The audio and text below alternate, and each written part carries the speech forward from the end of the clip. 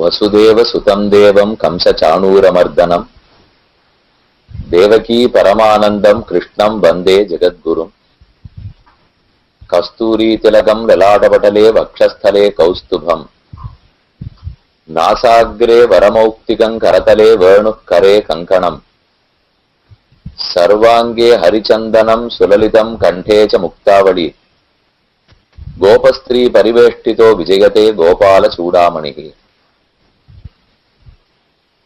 பகவான் செய்தருளும் எண்ணிறந்த அவதாரங்களில்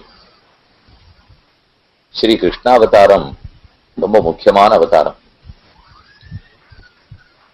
இந்த ஓர் அவதாரத்தில் தான் பகவான் உபதேசித்தார். பகவத்கீதை 700 ஸ்லோகங்களும் அர்ஜுனனுக்கு உபதேசிக்கப்பட்டதே ஸ்ரீ கிருஷ்ணாவதாரத்தில். மற்ற எல்லா அவதாரங்களிலும் பகவான் ஒழுக்கத்தை கடைப்பிடித்து அனுஷ்டானம் பண்ணி காட்டார். கிருஷ்ணாவதாரத்துல மட்டும்தான் உபதேசித்தார்.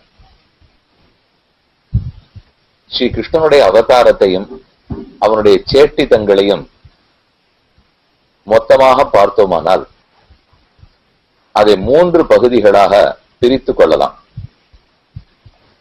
ஒரு கரும்பு சாப்பிட போனோம்னால் அதனுடைய வேறையும் யாரும் சாப்பிட மாட்டா, தோகையும் சாப்பிட மாட்டார்கள். நடுவுல கண்ணு கண்ணா இருக்கிற இடத்தை மட்டும்தானே சாப்பிடுறோம். கண்ணனே கரும்பு. அந்த கரும்புக்கு 3 பாகங்கள். ஒன்னும் தேவர்களெல்லாம் பிரயத்தனப்பட்டது, பகவானை போய் பிரார்த்தித்தது, அவர் கர்ப்பம் தரித்தது, இதெல்லாம் வேர்பகுதியை போலே. வயசான விற்பாடு ருக்மிணி கல்யாணம் பண்ணினதோ, துவாரகைய நிர்மாணம் பண்ணினதோ, மகாபாரத போர நடத்தினதோ, கீதை உபதேசித்ததோ, இதெல்லாம் தோகைய போலே. ஆனால் இந்த ரெண்டுமே ரொம்ப அனுபவிக்கத்தக்கதாக இராது. என்னன்னு கேட்டா, ஆழ்வார்கள் கண்ணன் கீதை சொன்னான்ங்கிறதுக்கு நேரடியா ஒரு பாசுரம் கூட பாடல. இவ்வளவு பெரிய கீதா சாஸ்திரத்தை கண்ணன் கொடுத்திருக்கார். இப்ப கீதையில என்ன சொன்னார்னு ஆழ்வார்கள் பாட வேண்டாமோ? சொல்லவே இல்லை. வேண்டாம், கீதை சொன்னான்னு பாட வேண்டாமோ? அதையும் சொல்லவே இல்லை. ஏன்னா அது அவர்களுக்கு முக்கியமாக படவில்லை. ஆனா எது முக்கியமா பட்டிருக்குன்னா, கண்ணன் அவதரித்ததும் மறைந்து 10 ஆண்டுகள் வளர்ந்ததும். இந்த 2 மட்டும்தான் புராண ரிஷிகள் எல்லாம் பாடுவார்கள், ஆழ்வார்களும் பாடி உள்ளார்கள். திருக்கோவலூர்னு திவதேசம். அங்க பெருமாள் திருவிக்கிரம பெருமானாக சேவை சாதிக்கிறார். ஆயன் கண்ணனாகவே அவர் இருக்கிறார். கோவலுள் மாமலராள் தன்னொடும் ஆயனை கண்டமை காட்டும் தமிழ்த்தலைவன் என்று பேயாழ்வாரை பற்றி 139 பாசுரம். பகவான் அங்க கண்ணனா எழுந்துள்ளிருக்கார். பஞ்ச கிருஷ்ண கஷேத்திரங்களில் தேகலீசன், ரேழிக்கு ஈசன். அந்த பெருமாளுக்கு அப்படியே பேர் கொடுத்தார். தேகலிக்கே ஈசனா எழுந்துள்ளி இருந்தார். அந்த பிரபந்தத்தில் ரொம்ப ஆச்சரியமான ஒரு ஸ்லோகம். பண்ணா தட்டேக்ஷு சுபகஸ்ய ரசோபகுஸ்தே. பகவான் கண்ணன் கரும்பு போன்றவன். கரும்பை யந்திரத்துல கொடுத்து கரும்பு சாறு பிழியரும். அந்த யந்திரத்துக்கு 3 பல்லு சக்கரம் இருக்கும். குறுக்க கரும்பு கொடுத்தா சக்கை அந்த பக்கம் போய் விழுந்துரும். இந்த பக்கத்துல பழரசம் கிடைச்சிடும், கரும்பு சாறு கிடைக்கும். அத போல கண்ணன் கரும்பு. பொய்கையாழ்வார், பூதத்தாழ்வார், பேயாழ்வார் 3 சக்கர பல்லு. அவர்களுக்கு நடுவுல கண்ணனை கொடுத்தாலாம். சக்கையா கண்ணன் அந்த பக்கம் போய் விழுந்துட்டார். அவர் இடத்துல இப்ப ஒண்ணு ரசமே இல்லை. முதல் திருவந்தாதி, 2ஆம் திருவந்தாதி, 3ஆம் திருவந்தாதி, இந்த 3ஐயும் ரசமாக நாம் பெற்றோம். அப்ப கண்ணனை பிழிந்தெடுத்தால் ரசம்தான் திருவந்தாதி 3 பிரபந்தங்களும். கண்ணன் கரும்புங்கிறதுக்காக சொன்னேன். குழாவரி வண்டிச பாடும் பாடல் கேட்டு பூங்கோவலூர் திருக்கோவலூரில் கரும்பு பெருமான் கண் வளருகிறான், திருவிக்கிரமனாக சேவை சாதிக்கிறான். அப்ப கண்ணனே கரும்பு. அந்த கரும்பு சாறு இப்போது நாம் பருக வேண்டும். கீழே இருக்கிற கதை தேவர்கள் எப்படி பிரார்த்தித்தாங்கிறதையும் விட்டுடுவோம். மேல கதை என்ன கீதாச்சாரியன், ருக்மிணி கல்யாணம், மகாபாரதம், பார்த்த சாரதி, அதையும் விட்டுடுவோம். நடுவுல இருக்கிற கதை அவதாரமும் இங்கிருந்து புறப்பட்டு மதுரப்பட்டணத்திலிருந்து அக்கறைக்கு போய் கோகுலத்தில் வளரத் தொடங்கினது. இந்த 2 சரித்திரத்தை மட்டும் சுருக்கமா தெரிவிக்கிறேன். ஒருத்தி மகனாய் பிறந்து ஓரிரவில் ஒருத்தி மகனாய் ஒளித்து வளர தரிக்கிலான் ஆகி தான் தீங்கு நினைந்த கருத்தை பிழப்பித்து கஞ்சன் வயிற்றில் நெருப்பென்ன நின்ன நெடுமாலே உன்னை அறுத்தித்து வந்தோம் பறை திருதியாகில் திருத்தக்க செல்வமும் செவகமும் யாம் பாடி வருத்தமும் தீர்ந்து மகிழ்ந்து ஏலோர் எம்பாவாய். ஆண்டாளுடைய அற்புதமான பாச்சல். ஒருத்தி மகனாய் பிறந்தார், ஓரிரவில் ஒருத்தி மகனாய் ஒளித்து வளர்ந்தார். பிறந்தது மதுரா நகரத்தில், வளர்ந்தது கோகுலத்தில். ஒரு இடத்துல பிறந்து அங்கேயே வளரக்கூடிய பாக்கியம் கூட அந்த பிள்ளைக்கு இல்லை. கடைசி பட்சம் அந்த பாக்கியமான இருக்கக்கூடாதா? பிறந்த இடம் வேறே, வளர்ந்த இடம் வேறே. ராமனுக்கு பாக்கியம் பிறந்த அயோத்தியில தான் கடைசி வரைக்கும் இருந்தார். ராமாவதாரத்துக்கும் கிருஷ்ணாவதாரத்துக்கும் வேறுபாடே, ராமன் பட்டார் காட்டுக்கு போனார், அது இதுன்னு சொல்லிட்டு இருக்கமே தவிர இதுல எத்தனை வருஷம்? 14 வருஷங்கள் மொத்தமா காட்டுக்கு போனார். அதுலயும் சீதையை பிரிந்தது 10 மாசம். அவர் வாழ்ந்தது 11,000 வருஷம். பூலோகத்துல ராமன் இருந்தது தசவருஷ சஹசிராணி தசவருஷ சதானிச்ச. 11,000 வருஷத்தில் 10 மாசம் சீதையை பிரிஞ்சு இருந்திருக்கார். சரி, 11,000த்தில் 14 வருஷம் காட்டுக்கு போயிருக்கார். இது என்ன பெரிய சமாச்சாரம் இப்போ? அதனால ராமன் ஒன்னும் பட்டார்னு சொல்றமே தவிர அவர் ஆனந்தமா ஊரோட தான் இருந்திருக்கார். பிறந்த போதும் க்ஷத்திரியன், வளர்ந்த போதும் க்ஷத்திரியன், பெற்றதும் தசரதனும் கௌசல்யன், வளர்த்ததும் தசரதனும் கௌசல்யன். தம்பிமார்கள் ஆனந்தமான தம்பி. ஒரு குறவுமே ராமனுக்கு இல்லை. அதனாலதான் ஆழ்வார்கள் ராமனுக்கு பரிந்து பாட மாட்டார்கள். கண்ணனுக்காகத்தான் பரிந்து பாடுறார். பெரியவாச்சான் பிள்ளை உரையாசிரியர், வியாக்கியான சக்கரவர்த்தி, பரமகாருணிகர். 4000 பாசுரங்களுக்கு அவர்தான் வியாக்கியான சாதிச்சிருக்கார்.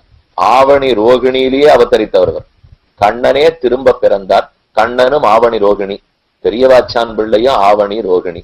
அதனால ஸ்ரீஜெயந்தி அன்னைக்கேதான் அநேகமா பெரியவாச்சான் பிள்ளை திருநட்சத்திரமும் கொண்டாடுவோம். அந்த சுவாமி ஒத்தருக்குத்தான் 4000த்துக்கும் உரை எழுதக்கூடிய தைரியமும் அனுகிரகமும் இருந்தது. அவர் விசாரிச்சுன்னு சொல்றார், பகவான் கண்ணனுக்காக பரிந்து ஆழ்வார்கள் பாடுறாளே, ஏன் இத்தனை தூரம் என்ன வந்துடுமோங்கிற பயம் ராமனிடத்தில் இல்லை. ஆனா கண்ணனிடத்துல இருக்கே, எதுக்காகனு விசாரம். காரணம் என்னன்னா, என்ன திரும்பி பார்த்தாலும் அயோத்தியா வாசிகள்லாம் ராமனிடத்துல மிகுந்த பக்தியோட இருந்தவா. சர்வான் தேவான் நமஸ்யந்தி யசஸ்வினா ராமோ ராமயிதி பிரஜானாம் அபவன் கதா ராமபூதன் ஜெகதபூது ராமே ராஜ்யம் பிரசாசதி. ராமனுக்காக என்ன வேணா பண்ணுவாளாம் தூர்க்காரா. உயிரை கொடுக்கவும் தயார், எந்த கோவிலுக்கு போறதுக்கும் தயார். ராமன் நாட்டை விட்டு வெளியில போறாருன்னு உடனே மொத்த பேரு தொடர்ந்து வந்துட்டாள் இல்லையோ. மக்கள் மட்டுமல்ல, மனிதர்கள் மட்டுமல்லாமல் ஆடு மாடு கோழி குதிரை கண்ணுக்குட்டி பூனை ஒன்று மிச்சம் விடாமல் சபுஷ்பாங்குர போரக்காக அபிவிருட்சாக பரிம்லானாக ராமன் வெளியில போயிட்டார். அந்த ஊர்ல இருந்த செடி கொடிகள் அத்தனை வாடி போச்சு. சுமந்தரன் ராமனை கொண்டு போய் கங்கக்கரையை தாண்டி விட்டுட்டு திரும்ப வந்து மகாராஜா தசரதனிடத்துல செய்தி சொல்றார். விஷயேதே மகாராஜ ராம வியசன கரிசிதாக அபிவிருட்சா பரிம்லானாக சபுஷ்பாங்குர கோரக்காக. ஏ தசரதா, ஒரு நாட்டு செய்தி சொல்றேன் கேள். ஒரு மரம் நன்னாலே அத்தனை கொடிகளும் பட்டு போயின. ஏன்னு தசரதன் மயக்க நிலையில எழுந்து உட்கார்ந்து கேட்கிறார். அதுகளுக்கு உயிர் இல்லை தசரதா. உயிர் எப்ப பிரிஞ்சு படுத்தோ அதனால அதுகளால வாழ முடியாது. அப்ப அவன் கேட்கிறான், ஒருவேளை ஜலம் ஒழுங்காத கொட்டாது இருந்திருப்பாளோ, அது நேர வாடி போயிருக்குமானால் தோட்டக்காரன் தப்பு பண்ண தசரதா. அதற்கு உயிர் இல்லை, அதனால வாடி போயின. இதே போல திரும்பி வரார் ராமன். 14 வருஷம் கழிச்சு திரும்பி வந்தாரோ இல்லையோ, அது பூத்து குலுங்க வேண்டிய காலமே இல்லை. ஆனால் அந்த காலமல்லாத காலத்துல மொத்தம் சைத்திர ஸ்ரீமான எம்மாசா புண்ணியா புஷ்பித கானனஹாங்கிற ஸ்லோகத்தின்படி மொத்தம் பூத்து குலுங்கித்தார். ஆக ரெண்டும் தெரியறது. இப்போ தேவையில்லாத சமயத்துக்கு பட்டு போறது, தேவையில்லாத சமயத்துக்கு பூக்கிறது. அப்படின்னா ராமனே உயிர். அவன் இருந்தால் உயிர் இருக்கும், அவன் இல்லையெனில் பட்டு போகும். ஆக அயோத்தியில் கோகுல கோசுர சராச்சரத்துக்குள்ளே கோசல சராச்சரம் அனைத்தும் ராமன் ராமன் ராமன்னே இருக்கும். அழ்வார் பார்த்தார், ஊர்க்காரா மொத்த பேரும் பரிகரிச்சே நாம எதுக்கு ஒத்தரிப்போம்? அதான் அத்தனை பேரும் அவனை பாத்துக்கிறதுக்கு ஆள் இருக்காளோ இல்லையோ, அவர்களே பார்த்துக்கட்டும். தந்தை சாமானியப்பட்டவனா? தசரதன் சம்பராந்தகன். சம்பராசுர யுத்தத்தில் தேவர்களுக்காக போராடி ஜெயிச்சே கொடுத்தவன். அசுரர்களே ஜெயிச்சவன் தந்தை. அப்பேற்பட்டவர் பிள்ளையை காப்பாத்த இருக்கிறச்சே நமக்கு என்ன? தம்பிகள் சாமானியப்பட்டவளா? ஒத்தொத்தனும் ஒரு சேனை. பரதனே ஒரு சைன்யம், லக்ஷ்மணனே ஒரு சைன்யம், சத்ருகனனே சைன்யம். தம்பிகளுக்கும் குறவில்லை, ஊர்க்காராளுக்கும் குறவில்லை. பகல்ல பிறந்தார், அரண்மனையில பிறந்தார். என்ன கஷ்டம்! அவர் நல்ல நாளா பார்த்து பகல் வேளையிலே அரண்மனையில் சூரிய குலத்துல பிறந்திருக்கார். அப்ப சூரிய குலமே வெப்பமுடைய குலம், மொத்தத்துக்கும் வெளிச்சம் கொடுக்கக்கூடிய குலம், இருட்டை போக்கக்கூடிய குலம். போக்கிக் கொண்டே வெளிச்சத்தில் பகல்ல பிறந்துட்டார். சக்கரவர்த்திங்கிறதுக்கு அடையாளமாக ஆச்சரியமான அரண்மனையில பிறந்துட்டார். ஒரு குறையுமே ராமாவதாரத்தில் இல்லை. ஒரே குறை மட்டும் உண்டு. நாம கிரகத்துல கொண்டாடச்சே நீர்மூர்ப்பானகம் தான். இது ஒண்ணுதான் அதுக்கு குறைய தவிர, இதை தவிர ஸ்ரீ ராமாவதாரத்துக்கு எந்த குறையும் இல்லை. ஆனால் நேர் எதிர் ஸ்ரீ கிருஷ்ணாவதாரம். ராமாவதாரத்துக்கும் கிருஷ்ணாவதாரத்துக்கும் வேறுபாடு பார்த்தா, என்னத்துக்குன்னு கண்ணன் விளையாட போனாலும் சரி, அங்க ஏதோ ஒரு மரம் நிக்கிறதே, நாகப்பழத்தை குலுக்கி சாப்பிடுவோம், இழந்த பழம் இருக்கு அதை குலுக்கி சாப்பிடுவோம்னால் பக்கத்துல கழுத நின்றுருக்கு, கழுத உருவத்தில் அசுரன் வருகிறான். சரி, கண்ணனுக்கு ஒரு காப்பாக ஒரு வண்டி சக்கரத்தை வச்சுட்டு போவோம்னா சக்கரத்தில் ஆவேசித்து சகடாசுரன் வருகிறான். ஒரு தாயார் பால் கொடுக்கிறாள் என்னால் பூத்தனை தாய் வேஷம் போட்டுக்கொண்டு விஷப்பால் கொடுக்கறதுக்கு வருகிறாள். சரி, கண்ணுக்குட்டி இருக்கே விளையாடலாமான்னு பார்த்தா அது வத்சாசுரனாக மாறுகிறது. விளாம்பழத்தை சாப்பிடலாமான்னா கபித்தாசுரனா மாறுறது. பெரிய நாகப்பாம்பு பாம்பு கிடக்கிறது, அதுக்குள்ள போய் விளையாடி பார்க்கலாமா? மலைப்பாம்பு கிடக்கிறது என்ன அகாசுரனாக மாறித்து. குதிரை ஓடி வந்ததே ஏறி உட்கார்ந்து ஓட்டலாமான்னா கேசி அசுரனா மாறித்து. யாரோ நன்னா காத்து வீசுறாரே என்ன பண்ணுவான்னு பார்த்தா அவரே திருநாவர்த்தாசுரனா தூக்கின்னு போயிட்டார். பிரலம்பாசுரன் வருகிறான், அகாசுரன். கொக்க வச்சுன்னு விளையாடலாம்னா பகாசுரன். அப்ப ஒன்னொன்னும் கண்ணன் எதை விளையாட போனாலும் எழும் புல் பூண்டெல்லாம் அசுராவேசம் தலையெடுத்தது. நம்மாழ்வார் பாசுரத்துல சாதிக்கிறார், அண்ணா நீ பசுமைக்க போகல், நான் சொல்றேன் கேளு, நீ பசுமாடு வைக்க போகாதே. ஏன் நான் போகாத இருப்பேன்? என்னுடைய வர்ணாசிரம தர்மம் இல்லையா? நான் பிறந்ததுக்கு தகுந்து மயக்க வேண்டாமானால் அசுரர்கள் தலைப்பையில் எவன்கோல் ஆங்கன்னு ஆழுமென் ஆறுயிர் ஆண் பின் போகேல். அங்கங்க யாரான அசுரர்கள் வந்து நின்று உன்னை கொண்டுட்டா என்னால தாங்க முடியாது. அதுக்காக நீ போகவே போகாதே, என் அருகாமையை விட்டு நகராதேன்னு ஆழ்வார் பிரார்த்திக்கிறார். ஆக கண்ணனுக்கு பறிய வேண்டிய தேவை தெரிஞ்சு போச்சா? ஊரத்தனி எது எப்ப கொல்றதுக்கு வரும்னே தெரியாது. சரி, அப்பா அம்மா எப்படிப்பட்டவா? பெற்றவர்கள் சிறையில் கிடக்கிறார்கள், அவர்களா வந்து காக்க போகிறார்கள். பெத்தவன் வசுதேவனும் தேவகியும். முதல்ல அவளை காப்பாத்துறதுக்கே ஒருத்தர் வேணும், அப்புறம் அவர்கள் எங்க குழந்தையை காப்பாத்து போறா? சரி, வளர்த்த நந்தகோபாலனும் யசோதையும் காக்கலாமான்னா அவர்களுக்கு வெளுத்ததெல்லாம் பால். இடையர்கள் 3 வேளை பால் கறக்க தெரியும், கடைஞ்சு வெண்ணெய் எடுக்க தெரியும், வெண்ணெயை வித்துட்டு வர தெரியும். இவ்வளவுதான் அவர்களுக்கு அறிவார்களே தவிர வேற ஒண்ணு அவர்களுக்குன்னு தெரியாது. சரி, தம்பி எப்படிப்பட்டவர்? தம்பியே இல்லே, கடைசி பிள்ளை, 8வது பிள்ளை அண்ணா இருக்கார் பலராமன். அவரும் கண்ணன் ஒரு தடவை சண்டைக்காக போய் நிற்கும் போது இந்த பக்கம் கௌரவர்கள், அந்த பக்கம் பாண்டவர்கள். அப்ப பலராமன் என்ன கண்ணன் தனியா சிக்கின்னு இருக்காரே, தேரோட்டையும் ஏத்துட்டு இருக்கார், நாம இருந்து கூட ஒத்தாசு பணம் இல்லாமல் கோவித்து கொண்டு என் 2 சிஷ்யாளுக்கும் சண்டை மூட்டு விட்டுட்டு நான் எதுக்கு உன்னோட நிற்க போறேன்னு தீர்த்த யாத்திரை போனவர் பலராமன். அப்ப ஒரு தடவை கண்ணனுக்கு தேவை ஏற்படுச்சே, அப்போதும் கூட வராது போயிட்டால் என்ன அண்ணன்? அப்ப அண்ணனை பார்த்தாலும் பயமா இருக்கு, அப்பா அம்மாவை பார்த்தாலும் பயமா இருக்கு, பிறந்த ஊரை பார்த்தாலும் பயமா இருக்கு, எதை சுத்தி பார்த்தாலும் பயம். ஆதலால் தான் கண்ணனுக்கு பருகிறார்கள். ராமனை பத்தி பார்க்கச்சே எல்லாமே நலமா போச்சு. இவர் பிறந்தது எங்கே? அரண்மனையில் அல்ல, சிறைச்சாலைக்குள்ளே. பிறந்தது பகலில் அல்ல, இரவு பொழுதில். பிறந்ததும் சூரிய குலத்தில் அல்ல, சந்திர வம்சத்தில். ஆக பிறந்ததும் சந்திரன், ராத்திரி வந்தாதான் சந்திரனே. பிறந்தது பகல்ல இல்ல, இருட்டிலேயே. அவரான வெளுப்பார்க்காரா? இருளன்ன மாமேனி, அவரும் கரியவர். பிறந்ததும் இருட்டில், ஆகாயத்திலோ சந்திரன். பிறந்ததோ அரண்மனையில் அல்ல, காராகிரகம் என்னும் சிறை இருட்டில். பிறந்த போது ஓர் வீடு, வளர்ந்த போது ஓர் வீடு. பிறந்ததும் வளர்ந்ததும் வர்ணமே மாறி போச்சு. அவர் பிறக்கும் போது வசுதேவருக்கு க்ஷத்திரியனா பிறந்தார். வளர்ந்த போது நந்தகோபாலன் அவனை வைசியனாகத்தான் வளர்த்திருக்கார். எடப்பிள்ளை வைசியனா வளர்ந்தார். அப்ப இங்க ஒரு வர்ணம், அங்க ஒரு வர்ணம். பிறந்த இடம் வேறு, வளர்ந்த இடம் வேறு. பிறந்த அன்னைக்கு ராத்திரிக்கு பிரசவ வீட்டிலேருந்து ஒருத்தரானும் பிள்ளைய வெளியில தூக்கி போக மாட்டான். இது கேள்வியப்பட்டதில்லை. எவ்வளவு ஏழை பாழையாவனா இருக்கட்டும், பிறந்து கொஞ்ச நாள் பிரசவிச்சவளை ஜாகிரதையா பாத்துக்க மாட்டாளா? அன்னைக்கேவா குழந்தை யாரான்னு பிடிங்கன்னு போடுவா? அன்னைக்கே நான் போறேன்னு சொல்றார். அந்த பெத்த 7 குழந்தையின் தொலைத்தாள் தேவகி, 8வது குழந்தையின் தொலைச்சிட்டாப்போ இந்த குழந்தைய கொடுக்கறதுக்கு எந்த தாயார் சம்மதிப்பள்? ஆனா அவர் ஆணையிடுறார், பெண்ணே நான் இனிமே இங்க இருக்க முடியாது, எனக்கு வேலை கோகுலத்தில், நான் புறப்பட்டு போகணும்னு சொல்ல சரின்னு தேவகி ஏற்றுக்கொள்ளுகிறாள். ஆகையாலே மேலெழுந்த வாரியா பார்த்தா ராமன் அழுதார், சீதையை தொலைத்தார், அது இது வனவாசம் 14 வருஷம் 10 மாசம் எல்லாம் நன்னா இருக்குமே தவிர அவருக்கு ஒரு குறை இல்லை. ஆனந்தமாத்தான் இருந்தார். இழந்த கத்தனையும் மீட்டுட்டார். ராமன் ராமன் சொன்னா பரிந்து தூக்கி உட்காத்திருக்கிறதுக்கு ஆள் இருந்தது. ஆனா கண்ணன்னு சொன்னால் அவருக்கு ஒத்தாசைக்கு ஆள் இல்லையே, யாரானு உதவறதுக்கு ஆள் வர வேண்டாமா? இப்பேற்பட்ட அர்ஜுனன் கீதையை முழுக்க கேட்டுமுட்டு நீ என்கிட்ட சரணாதி பண்ணுன்னு கண்ணன் சொல்றார். அடுத்த ஸ்லோகம் சரணம்னு ஒரு வார்த்தை சொல்லணும் இல்லையோ, சொல்லவே இல்லை அர்ஜுனன். கண்ணன் பார்த்தார், இவனுக்கு போய் 700 ஸ்லோகம் சொன்னவே, வேற யாருக்கான் நல்லது சொல்லியிருந்தாலும் பிரயோஜனம் உண்டு, அவன் ஒருத்தன் கேட்கவில்லையே தவிர ஆழ்வார்களும் ஆச்சாரியர்களும் அனைவரும் கீதையை கேட்டுக்கொண்டு அதன்படிதான் இன்னி வரைக்கும் நடந்துட்டு வரா. அதனால கண்ணன்னு பார்த்தால் அவர் சிரித்து கொண்டிருக்கலாம், ஆனால் அடித்தளத்துல பார்த்தா அது சிரிப்பான சரித்திரம் இல்லை, ஆனந்தம் கொடுக்கும் சரித்திரம் இல்லை. ராமனை பார்த்தா கொஞ்ச நாள் எழுதிருக்கலாம், 10 மாசம் 13 வருஷம் என்ன கட்டம் ராமனுக்கு? சீதையும் ராமனும் ஆனந்தமாத்தான் இருந்தா. அவ காட்டுக்கு போனாள். என்ன காட்டுக்கு போனது? ரிஷிகளோட பேசி உபதேசங்களை பெற்று நன்னா இன்னும் விஷயம் தெரிஞ்சுக்கிறதுக்கு. ராமன் மேற்கொண்டு போய் நாட்டை ஆளணும்னு சொன்னால் அதற்குரிய செய்தி சேகரிச்சுக்க வேண்டாமா? ரிஷிகளை பார்த்தா தானே சத் விஷயங்கள் கிடைக்கும். அதுக்குத்தான் ராமன் காட்டுக்கு வந்தாரே தவிர அவர் மிஞ்சி மிஞ்சி போனா பட்டது 10 மாசம், இவ்வளவுதான் ராமனது. ஆனா கண்ணன் மறைந்து வாழ்ந்தான் 10 ஆண்டுகள்.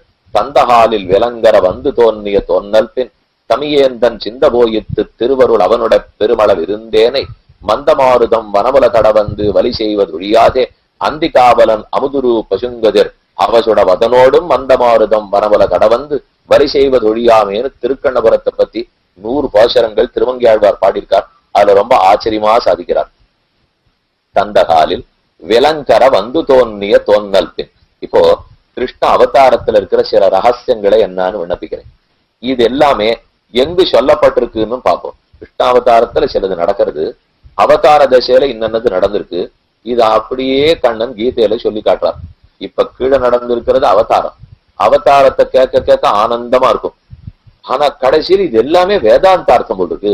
கீதையை படிக்கச்சே வேதாந்தமா இருக்கும், அவதாரத்தை பார்க்கச்சே சிரிக்கிறாப்ப இருக்கும். சிரிக்கிறவா சிரிக்கட்டும், குழந்தைகள் சிரிச்சுக்கட்டும், வயசான பிற்பாடு ஓ அன்னைக்கு நாம கேட்ட அர்த்தம் தான் கீதையில இருக்கு போல் இருக்கு அப்படின்னு வயசான அப்புறம் தெரிஞ்சுக்க போறோம். இப்போ முதல் விஷயம் நாம பார்க்க வேண்டியது, பகவான் அவதரிக்க போகிறார். வேண்டி தேவரிறக்க வந்து பிறந்ததும் வீங்கிருள்வாய் பூண்டன் அன்னபலம்ப போய் அங்கோர் ஆய்க்குலம் புக்கதும்.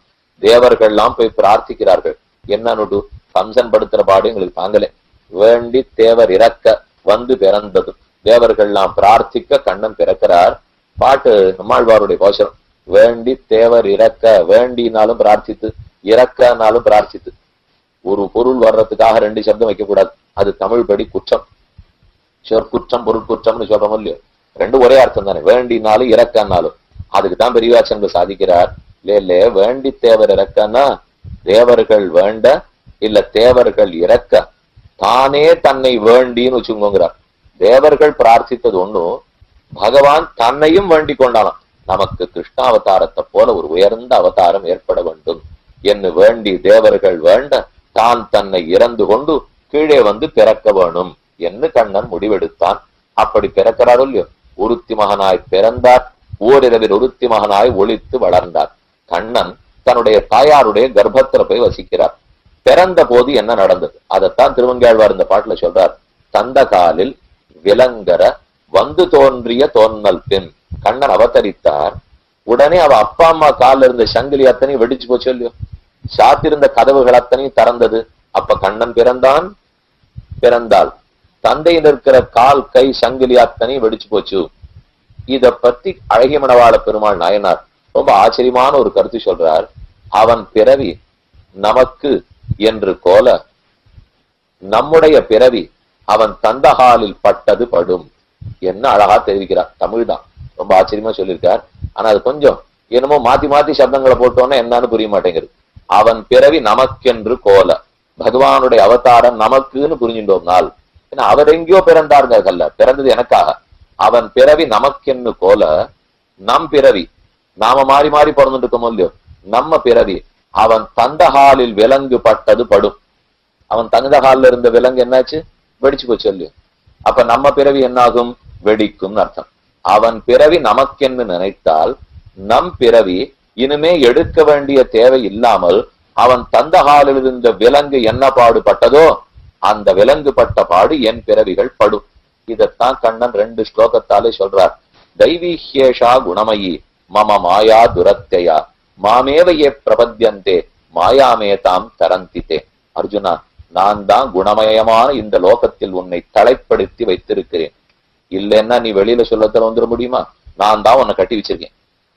தைவீஹ்யேஷா குணமயி மம மாயா துரத்தையா, என்னுடைய மாயை, என்னுடைய சக்திமயமான மூல பிரகிருதி, பிரகிருதி காரியமான இந்த சரீரம் ஜன்ம, அந்த ஜென்மத்துல உன்னை நான் கட்டி வச்சிருக்கேன். உன்னால இந்த ஜென்மத்துல வெளில வர முடியாது. அர்ஜுனன் பார்த்தா, அப்படின்னா இந்த உபன்யாசம் எதுக்கு? இப்போ நீர் எப்ப வெளியில வர முடியாதுன்னு சொல்லிட்டீரோ இப்பவே நிறுத்தி விடலாம். என்னால் நிறுத்திக்கலாம். ஒரு பாதி ஸ்லோகத்தோட நிற்காது, அடுத்த பாதி ஸ்லோகத்தை கேளு. மாமேவையே பிரபத்யந்தே மாயாமேதாம் தரந்தித்தே. யார் என் திருவடிகளை பற்றுகிறானோ அவன் இந்த பிரகிருதியை தாண்டி விடுகிறான்.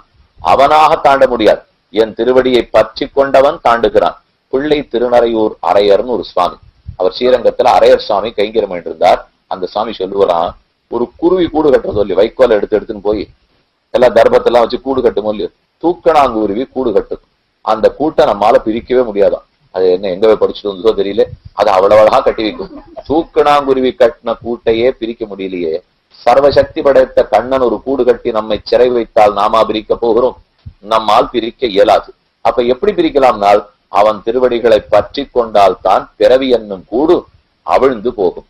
ஜன்ம கர்மச்ச மே திவ்யம் ஏவம் யோவேத்தி தத்வதா த்யக்த்வா தேகம் புனர்ஜன்மனைதி மாமேதி சோர்ஜுன. ஜன்மம் கர்மம், பெருமானுடைய அவதாரம், பெருமானுடைய சேஷ்டிதம், இந்த ரெண்டையும் யார் விடாமல் நினைக்கிறானோ அவன் மறுபிறவி எடுப்பதில்லை. ஜன்ம கர்மச்ச மே திவ்யம், மே திவ்யம் கர்மா மே திவ்யம் ஜன்ம. என்னுடைய பிறவியே ஆச்சரியம் அர்ஜுனா, என்னுடைய வளர்ப்பு அதை விட ஆச்சரியம். இதை யாரெல்லாம் நினைக்கிறார்களோ அதுக்குதான் அத்தனை சேட்டிதம் பண்ணிருக்கார். நம்ம ஆண்டாண்டு காலமா நினைச்சிருக்கலாம். எத்தனை நாளி வேணும்னா ராமச்சரித்திரம்னு படிச்சுடுறமே தவிர கிடுகிடுன்னு முடிஞ்சு போச்சு. ராமன் நாட்டுக்கு வந்துட்டார், அப்புறம் என்ன பண்றது?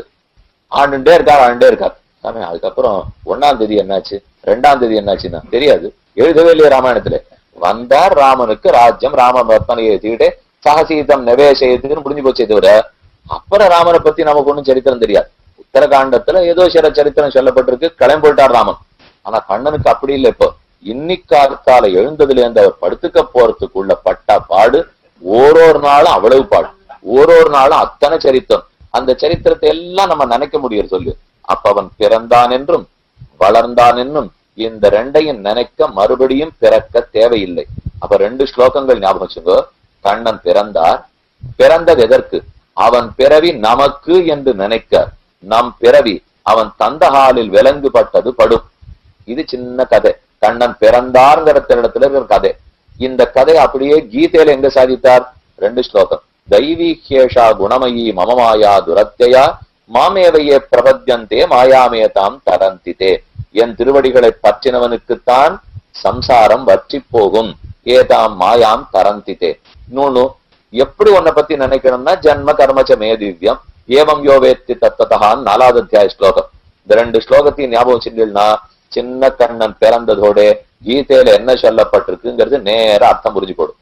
அவர் பிறந்த போதே உலகத்து அத்தனைக்கும் தத்தோ கில ஜெகத் பத்ம போதாய அச்சுத பானுனா விஷ்ணு புராணத்துல பராசரர் தெரிவிக்கிறார். இந்த ஜெகத் என்னும் தாமரை மலர்வதற்காக ஓர் அச்சுத பானுவை போல் கண்ணன் உதித்தான். பகவான் அவதரித்தார்னா அவர் ஒரு சூரியன். இப்பதானே சந்திரன் சொன்னீர்னா, சந்திரன் இருக்கட்டும், சந்திர வம்சத்துல அவர் பிறந்தார். ஆனா சூரியனை போன்ற பிரகாசமுடையவர். சூரியன் உதித்தால் அந்தன் தமக சத் அசதீச்ச விவேக்து மீசா. இருட்டு ஓடி போகும், வெளியிருட்டு போகும், ஆனால் உள்ளிருட்டு போகாது. கண்ணன் என்னும் அச்சுத பானு பிறந்தார். அச்சுத பானு பிறந்தவுடன் கீதை உபதேசித்து உள்ளிருட்டு வெளியிருட்டு 2ஐயும் போக்கி கொடுத்தாரோ இல்லையோ. அப்ப பகவான் பிறந்தார்னு சொன்னால் அதனால லாபமா இருக்கு. அந்த பிறவி யாருக்கோ நினைக்க கூடாது, அந்த பிறவி நமக்குன்னு தெரிந்து கொள்ள வேண்டும். அவர் பிறந்ததை நினைக்க நினைக்கத்தானே நம்ம பாவம் விளக்க போறது. அவர் பிறந்தார் நினைச்சா நாம திரும்ப பிறக்க வேண்டாமே. அவர் பால் குடித்தார் நினைத்தால் நாம திரும்ப பிறந்து பால் குடிக்க வேண்டாம். அவ்வளவு ஏன், அவன் திருடினான் நினைத்தால் என் பாபங்கள் திருடப்படுகின்றன. அவர் கட்டுப்பட்டார், சொல்லப்பட்டார் நினைத்தார். நான் இனி சம்சாரத்துல கட்டுப்பட வேண்டிய தேவையே இருக்கிறது இல்லை. அவன் கர்ப்பத்தில் வசித்தான்னு பார்த்தால் நான் கர்ப்பவாசம் பண்ண வேண்டிய தேவையே கிடையாது. ஆக பகவானுடைய அவதாரம் நமக்கென்று நினைக்க நம் காலில் விலங்கு, அதாவது சம்சாரம் என்னும் பெருவிலங்கு உடைந்தே போகிறது. இது அவதாரத்தில் இருக்கிற முக்கியமான ரகசியம். பகவான் அவதரிக்கிறார், அந்த அவதாரம் நமக்காக. ஷீலக்க ஏஷ தவஹந்த தயேக சிந்தோ க்ஷுத்ரே பிரதக் ஜனபதே ஜெகதண்டமத்தே க்ஷோதீய சோபிகி ஜனஸ்ய கிருதே கிருதித்வம் அத்ராவதீர்ய நனு லோச்சன கோச்சரோபூ. பகவான் அவதரித்ததை அவனுடைய சௌசீல்யத்துக்கு சாட்சியா கூறத்தாழ்வான்னு சொல்றார். எங்கேயோ இருக்கார் வைகுந்தத்துல ஆனந்தமா, அவர் எதுக்கு கீழே வரணும்னு சொல்லுங்க. கீழே வரணுமா? வந்தவர் அன்னைக்கு ராத்திரியே பொறுத்து போகணுமா? அதுவும் சிறைச்சாலையில போய் பிறக்கணுமா? ஒரு சோபனம் சொல்ல கூட முடியலையே. இப்ப குழந்தை பிறந்தா கல்கண்டு கொடுப்பாள், எல்லாரும் கொடுத்து எனக்கு குழந்தை பிறந்திருக்குன்னு வா. கொடுக்கறதுக்கு வெளியில போனா முதல் கல்கண்டு கம்சனுக்கு தான் கொடுக்கணும். வெளியில போனாலே தெரிஞ்சு போயிடும் இல்லையோ. அப்ப நம்ம வீட்டு ஒண்ணுமில்லாத குழந்தை பிறந்ததுக்கு என்ன பாடுபடுத்துறோம்? மகனொருவர்க்கல்லாத மாமேரி வண்ணன் சர்வேஸ்வரன் கீழே வந்து பிறக்கிறார். ஆனா அதுக்கு கல்கண்டு கொடுக்கறது கூட வழி இல்லையேன்னு சொன்னால் அது அவருக்கு ஏற்பட்டது. இப்ப 2 இடம் பார்ப்போமே. ராமன் 4 குமாரர்கள், தசரதன் 4 பேரை பெற்றான். ஆனா தசரதன் புறத்து போறச்சே 4 பிள்ளைகளும் இல்லை. அப்பேற்பட்ட தசரதனுக்கு நொந்து 60,000 வருடம் காத்திருந்து புத்திரகாமேஷ்டி யாகம் பண்ணி ரிஷசிருங்கரை வர வைத்து இப்பேற்பட்ட பிள்ளைகளை பெற ராமனும் லக்ஷ்மணனும் காட்டுக்கு போயிட்டா, பரதனும் சத்ருகனும் கேகை மன்னவன் யுதாஜித்து வீட்டுல இருந்தா, கடைசியில 4 பிள்ளைகளும் தகப்பனார் மறிக்கும் போது இல்லை. இது அவன் பண்ணின பாக்கியம். இது தசரதன். ராமனுக்கே அப்பாவா இருந்தாலும் இவ்வளவுதான். கர்மம் ஆரையும் விடப்போவதே இல்லை. அதே போல இப்ப கண்ணனை பார்த்தால் பெற்றவர் முன்னால் பிறந்த 6 குழந்தைகளை கொடுத்துன்னா இந்த குழந்தைய வளர்த்திருக்காரு. ஒரு குழந்தையும் பேர் தெரியுமா? முதல்ல நமக்கு கண்ணனோட கூட 7 குழந்தைகள் பிறந்திருக்கா. 7வது தான் கர்ப்பத்தை மாத்தி பலராமனா பிறந்துட்டார். அதுக்கு முன்னாடி 6 குழந்தைகள் இருந்தாலே யாருக்கும் பேர் கூட தெரியாது. என்ன பண்ணா? ஒத்தத்தனும் மக்கள் அறுவடை கல்லிடை மோத சிக்கன வந்து பிறந்தவன். 6 மக்களையும் கல்லிட போட்டு மோதி உயிர்படுத்து. அவ அத்தனை பேரும் மெழுகு மாறி உருகத்தான் கண்ணன் என்னும் ஒளி தீபம் இன்னி வரைக்கும் நாம சேவிச்சுட்டு இருக்கோம். அதனால ஒத்த வசத்தியா இருந்திருக்காருன்னு சொன்னா கூட எத்தனை பேர் எத்தனை விட்டு கொடுத்திருக்காளோ அவளை பத்தி நாம தெரிஞ்சுக்கிறதே இல்லை. இப்ப நம்ம சுதந்திர போராட்டம் நடத்தினோம் இல்ல, சுதந்திர போராட்டம், அதுல ஒரு சில பேர் நமக்கு தெரியறது. இப்ப அவளையும் மறந்து போயிட்டோம், யாரும் ஞாபகம் வச்சிருக்கல. ஒரு சில பேர் பிரசித்தமா தெரியறது. அதை தவிர எத்தனை பேர் என்ன பாடுபட்டிருக்கான்னு நமக்கு தெரியுமா? இந்த தெரிஞ்சவா தலைவர்களா இருந்துட்டா அதனால தெரிஞ்சுட்டோம். எத்தனை தொண்டர்கள் எவ்வளவு பிராண தியாகம் பண்ணி நம்ம நாட்டுக்கு சுதந்திரம் வாங்கி கொடுத்திருப்பா. ஆகையால் கண்ணனுக்கு முன்னால் இத்தனை பேர் அவதரித்தார்கள். கண்ணன் கடைசியாக பிறந்திருக்கிறார். பிறந்தன்றைக்கே புறத்து போவரா போனார் இல்லையோ. சோபனம் சொல்றதுக்கு கூட முடியலையோ இல்லையோ. சேர்த்து வச்சு பெரியாழ்வார் பார்த்தார். அவ சொல்லட்டும், சொல்லாத போட்டோம், நான் சொல்லிட போறேன் இப்போ. அதனாலதான் வண்ணமாடங்கள் சூழ் திருக்கோட்டியூர் கண்ணன் கேசவன் நம்பி பிறந்தினில் எண்ணெய் சுண்ணம் எதிரெதிர் தூவிட கண்ணன் முற்றங் கலந்தளர் ஆயிற்றே ஓடுவார் விழுவார் உகந்தாளிப்பார் நாடுவார் நம்பிரான் என்குத்தான் என்பார் பாடுவார்களும் பல்வரை கொட்டனின் நாடுவார்களும் ஆயிற்று ஆய்ப்பாடியே. ஆய்ப்பாடி என்னமா ஆச்சுங்கிறத பத்தி அவர் பாசனம் பாடிட்டு இருக்கார். கண்ணன் பிறந்தது மதுரையிலா, கண்ணன் பிறந்தது கோகுலத்திலா, கண்ணன் பிறந்தது திருக்கோட்டியூரிலா? இப்போ 3 கேள்வி. ஏன்னா ஆழ்வார் சொல்றது இப்போ கண்ணமாடங்கள் சூழ் திருக்கோட்டியூர் கண்ணன் கேசவன் நம்பி பிறந்தினில். கண்ணன் கேசவன் பிறந்த இனிய இல்லம் திருக்கோட்டியூர். இது கேள்விப்பட்டதில்லை. திருக்கோட்டியூர்ல போய் கண்ணன் பிறந்தாருன்னா ஆழ்வார் பாடியிருக்காரு. அவர் வெறுமை பாட போறது இல்லை, அது பொய்யில்லாத பாசனம். ஆழ்வார்கள் எதுக்கா அப்படி சொல்லியிருக்காருன்னா, திருக்கோட்டியூர்ல தான் தேவர்கள் எல்லாம் கூடினாலாம். கூடி பகவானோட பேசி அங்கிருந்துதான் பிறக்கலாம்ங்கிற முடிவு எடுக்கப்பட்டதான். அதனாலதான் கோஷ்டிபுரம் என்றதுக்கு பேர். கோட்டி கோஷ்டி, தேவர்கள் கோஷ்டியாக கூடி சரி கண்ணன் பிறக்கலாம் அப்படின்னு முடிவெடுத்த ஊர். எந்த ஊர் கண்ணன் பிறப்புக்கு கூட்டம் போட்டத்துக்கு காரணமா இருந்ததோ அந்த ஊர்லயே பிறந்த நாளை கொண்டாடிட்டார் ஆழ்வார். வண்ணமாடங்கள் சூழ் திருக்கோட்டியூர் கண்ணன் கேசவன் நம்பி பிறந்தினில் எண்ணெய் சுண்ணம் எதிரெதிர் தூவிட. கண்ணன் பிறக்கணும்னு முடிவு பண்ணார். தேவகியினுடைய கர்ப்பத்தில் உள்ளார். நிஷீதே தம உத்பூதே, இரவு பொழுது அனைத்து தண்ணீரும் நீர் நிலைகளும் சலசலத்து மெதுவே ஓடின. மந்தமாருதம் காத்து மெதுவாக வீசித்து, ஆகாயத்தில் நிலா குளிர வீசித்து, நட்சத்திரங்கள் அத்தனையும் பூமாறு பொழிகிறா போலே ஒளிமழையை பொழிந்தன. பன்னிரு திங்கள் மணிவயிறு வாய்த்தாள், தேவகி மணிவயிறு வாய்த்தாள், மானொருவர்க்கல்லாத மாமேனி வண்ணன். இது வரைக்கும் அவர் ஒருத்தருக்கு மகனா பிறந்திருப்பாரா? பிறக்க வேண்டிய தேவை இருந்திருக்குமா? அவசியம் இல்லை. அப்படிப்பட்ட பெருமாள் தான் இவர்களுக்கு மகனாக பிறக்க வேண்டும் என்று முடிவு பண்ணிட்டார். கண்ணன் வந்து பிறக்கிறார். வந்து பிறந்தவுடன் இவா ரெண்டே பேரு தான் சேவிக்கிறார். தம் அத்புதம் பாலகம் அம்புஜேக்ஷணம் வசுதேவ ஐக்ஷத. வசுதேவர் கீழே வந்து பார்த்தார். ஓ, கண்ணன் என்ன இப்படி இருக்காரே, இது சாமானிய பிள்ளையாட்டம் இல்லையே, இது ஏதோ தெய்வ குழந்தைய போலே சங்க சக்கரங்களை பிடித்து கொண்டு 32 முத்துப்பல் வரிசையோட நீண்ட கிரீட மகுட சூடாவதம்ச ஹார கிரைவேயக கேயூர மகட முகுட குச்சூடாதாம காஞ்சி குண நூபராதி அபரமித திவ்ய பூஷணனாய் அனைத்து திருவாபரணங்களையும் தரித்து கொண்டு பீதாம்பரதர சக்வி சாட்சாத் மன்மத மன்மதா என்னும் மன்மதன் கூட மடல் எடுத்து பிச்சை ஏற்கும்படிக்கு, மன்மதன் மன்மதன் சொல்றமே, அவர் பகவானிடத்துல பிச்சை பாத்திரத்தை ஏந்து நிற்கிறான். எனக்கு கொஞ்சம் அழகு கொடு, நான் அப்படித்தான் மினிக்கிக்க முடியும் ஊர்ல அப்படின்னு மன்மதனும் ரத்தியும் கண்ணனிடத்துல வந்து பிச்சையை எடுத்து வாங்கிக்கணும். அந்த சின்ன குழந்தை கண்ணன் தன் கால் தூசை எடுத்து போட்டு மன்மதனுக்கு அழகு கொடுத்துதான். அதை வச்சுதான் மன்மதன் ரத்தியும் போயிட்டு இருக்காளே தவிர, இந்த மன்மதனுக்கெல்லாம் மன்மதனாய், சாட்சாத்து மன்மதனாய், பரமசுந்தர மூர்த்தியாக, ஆனா சிறு குழந்தையை போல் அல்லாமல் கண்ணன் பிறந்தார். வேண்டி தேவர் இறக்க வந்து பிறந்தார். வீங்கிருள்வாய் பூண்டு அன்று அன்னை புலம்ப போய் அங்கோர் ஆய்க்குலம் புக்கதும். நல்ல வேளை இராப்பொழுதில் பிறந்தார். அவர் பகல் பொழுதுல பிறந்திருந்தா செய்தி உடனே போயிருக்கும். நல்ல வேளை ராத்திரி வேளையில பிறந்தாராம். பிள்ளை உறங்காவல்லிதாசர்னு ஒரு ஆச்சாரியன் எழுந்துள்ளி இருந்தார். அந்த சுவாமி எந்த இடத்துல இருட்டை பார்த்தாலும் விழுந்து சேவிக்கிறான். இருட்ட போய் தண்ட சமைப்பிள்ளா நமஸ்காரம் பண்றீங்களே, என்ன இப்ப இருட்டு உமக்கு என்ன, அதுவா தெய்வம்னால் எங்க தெய்வத்தை தானே காப்பாத்து கொடுத்தது, அது இல்லைன்னா கம்சன் உடனே வந்திருக்கணும் இல்லையோ, ஆனால்தான் இருட்டை விழுந்து விழுந்து சேவிச்சே. இருட்டு இருந்தது நல்லதா போச்சு. அவருக்கும் இருட்டுக்கும் வித்தியாசமும் தெரியாது. அவரும் கருப்பு, இருட்டும் கருப்பு. ஆனா பிறந்ததோ இருட்டை ஓட்ட, அஞ்ஞானம் என்னும் இருள் போகும்படிக்காக அச்சுத பானு பெருமான் இராப்பொழுதில் பிறந்தார். பிறந்தவுடன் சங்க சக்கரங்களை தரிசிந்து சிறு குழந்தையாக கீழே கிடக்கிறார். அமானுஷ்யமான குழந்தை. இது மனிதத்தன்மைக்கு அப்பாற்பட்டது. அதிமானுஷ சீலவிருத்த வேஷை அதிவிருத்தாமர விக்கிரம பிரதாபை அதிலங்கித சர்வலோக சாமியம் வரையே வைஷ்ணவ வைபவாவதாரம். அதிமானுஷத்தவத்தினுடைய தொடக்கத்தில் கூறத்தாழ்வான் ரொம்ப ஆச்சரியமா சாதிக்கிறார். அவனுடைய உருவமோ செயல்பாடுகளோ குணங்களோ சிந்தனையோ அனைத்தும் மனித செயலை மீறி இருக்கின்றன. அதிமானுஷ சீல விருத்த வேஷை. சீலம் விருத்தம் வேஷம். திருமேனி வேஷத்தை பார்த்தாலும் மனுஷ குழந்தையாட்டம் இல்லை, அவர் அனுஷ்டானத்தை பார்த்தாலும் மனுஷ குழந்தையா இல்லை, எதுவுமே மனுஷ குழந்தைய போலவே இல்லை. ஆனா கீழே விழுந்திருக்கார், பிறந்திருக்கார். பார்த்தவுடன் அவருக்கு தகப்பனாருக்கு தோன்றது, எப்பேற்பட்ட வைகுந்தநாதன் கீழே பிறந்துட்டாரா, யாதான தேவேந்திரன் கீழே வந்திருக்கானா, எதுக்கு பெருமாள் கீழே வந்தார்? க்ஷுத்ரே பிருதக் ஜனபதே ஜெகத் அண்டமத்தியே சோதிய சோபிகி ஜனச கிருதே கிருதித்வம். நம்மிடையே பெருமான் பிறக்கணும்னால் அது அவர் காட்டின சௌசீல்யம். சௌசல்யம்னா ரொம்ப பெரியவர் ஒருத்தர், ரொம்ப தாழ்ந்தவர் மற்றொருத்தர். ரெண்டு பேருக்கு வித்தியாசம் பார்க்காம தோல்ல கை போட்டு போற பாருங்க. ரொம்ப பெரியவர், சாதாரணமா பணக்காரனா இருந்தா ஏழையோட கை போட்டுப்பாளா, பெரிய படித்தவனா இருந்தா என்னதான் இருந்தாலும் படிக்காதனோட கை போட்டுப்பாளா? பகவான் எதுக்கு கீழே நமக்கு நடுவுல வந்து பிறக்கணும்? நாமெல்லாம் ஏழை பாடகள், அவனோ வைகுந்தநாதன். ஆனா கீழே இறங்கினதே சௌசீல்யத்துக்கு எடுத்துக்காட்டு. அவர் எவ்வளவு பெரியவரா இருந்தாலும் அத்தனை பேரையும் சமமா நடத்துறார். இப்ப கீழே பிறந்ததே அதுக்கு எடுத்துக்காட்டும் இல்லையோ. பிறந்த குழந்தை மனுஷ குழந்தையாக கிடக்காமல் தெய்வ குழந்தை நம்ம ஊருக்குள்ள இருக்கு.